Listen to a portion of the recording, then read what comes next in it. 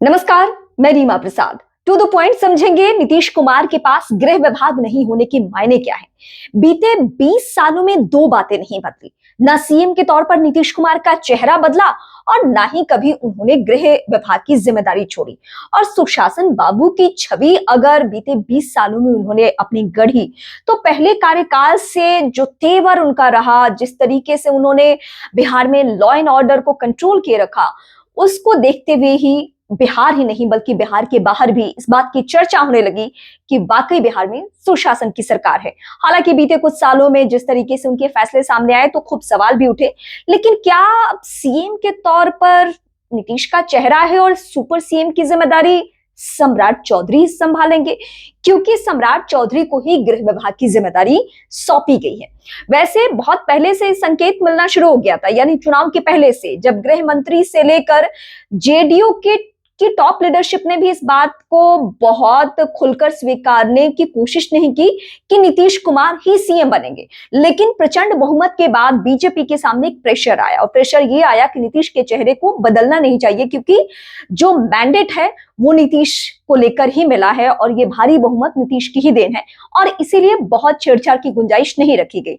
लेकिन बीजेपी ने वो कर दिखाया जो करने की प्लानिंग उसकी बहुत पहले से थी, यानी नीतीश कुमार का सिर्फ चेहरा रहेगा, पावर तो बीजेपी के पास रहेगा, सम्राट चौधरी के पास रहेगा। और ये बहुत पहले से ये चर्चा चलने भी लगी थी कि नीतीश कुमार अब जिस तरीके से उनकी सेहत है या जैसे उनके फैसले बीते दिन हम देख रहे हैं, उसके बाद वो सीएम तो रहेंगे, लेकिन गृह विभाग या और भी सारे जो फैसले होंगे उसमें बीजेपी की छाप दिखेगी, ना कि नीतीश कुमार या फिर जेडीयू की।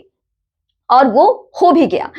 तो अब बिहार के सामने ये सवाल है कि क्या बिहार को नीतीश कुमार बिना पावर के पसंद है, जिसका संकेत मैं चुनावों से पहले भी इस बात को लेकर आप सबके सामने कहती भी थी कि नीतीश कुमार अगर किसी बिहार के व्यक्ति से पूछेंगे तो वो शायद वो पावरफुल नीतीश उन्हें चाहिए, या फिर वो नीतीश जिनके फैसलों में उनकी छाप दिखती है, जो भ्रष्टाचार के एंगल से कभी कॉम्प्रोमाइज नहीं करते हैं, लॉ एंड ऑर्डर अपराध के मामले पे कभी कॉम्प्रोमाइज नहीं करते हैं, इन सारे मुद्दों पर वो जीरो टॉलरेंस की नीति अपनाते हैं। क्या वैसा ही छाप देखने को मिलेगा? क्योंकि 20 सालों में ये पहली दफा हो रहा है जब नीतीश कुमार के पास गृह विभाग नहीं रहेगा। सम्राट चौधरी क्या उसी तरीके से बिहार को संभालेंगे जैसे नीतीश कुमार ने संभाला है, या सम्राट चौधरी के अलावा भी किसी और का हस्तक्षेप होगा? ये सारी बातें हैं जो वक्त के साथ धीरे धीरे जब उनके फैसले सामने आएंगे लॉ एंड ऑर्डर को लेकर, तो ये बातें खुलती जानी है।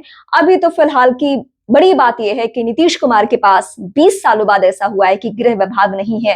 ये गृह विभाग जा चुका है बीजेपी के पास, और बीजेपी में भी सम्राट चौधरी के पास।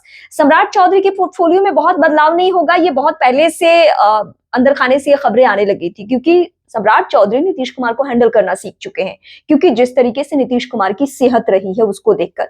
अब इसके अलग अलग मायने निकाले जाएंगे। एक वक्त था कि बिहार की राजनीति स्टिल अभी भी नीतीश कुमार के इर्द गिर्द ही घूमती रही, लेकिन अब धीरे धीरे नीतीश कुमार इतने कमजोर होते गए कि आज बहुमत मिलने के बाद, 85 सीटें उनकी पार्टी को मिलने के बाद भी नीतीश कुमार एक कमजोर सीएम के तौर पर देखे जाएंगे, जाने जाएंगे। उनके पास गृह विभाग नहीं होना ये खुलकर कहने के लिए काफी है कि अब नीतीश वो नीतीश नहीं है, वो पावरफुल नीतीश नहीं है, उनका पावर कहीं और शिफ्ट हो चुका है।